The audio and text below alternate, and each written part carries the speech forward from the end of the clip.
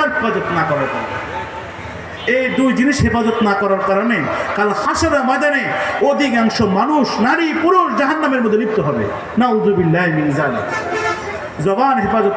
এ কারণে আলী রাদিয়াল্লাহু তাআলা আনহু বলেন যে প্রতিটা মানুষের জিহ্বার নিচে তার চরিত্র, তার আখলাক, তার স্বভাব সবকিছু নিচে থাকে। প্রতিটা মানুষের চরিত্র, আখলাক, স্বভাব তার জিহ্বার নিচে থাকে। জিহ্বা লাড়ে আর বের হয়, জিহ্বা লাড়ে আর বের হয় মানুষটার চরিত্র ভালো না খারাপ। ঠিক কিনা? কথার মাধ্যমে কি বুঝে? আহা আহা অমুকের ছেলে কত সুন্দরভাবে কথা বলে, কত সুন্দর আলোচনা করে, কত সুন্দর ব্যবহার, মুরব্বীদেরকে সালাম দেয়, মুরব্বীদেরকে তাকে সম্মান করে। কিসের কারণে? জবানের কারণে। জবান ধরে না।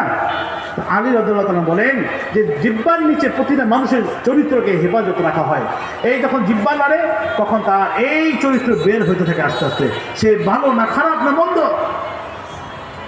মানুষের বলে না, মুরব্বীরা বলে দেখবেন যে তারওয়ালের আঘাত গা মুছা যায়, কিন্তু মুখের জবানের আঘাত মুছা যায় না।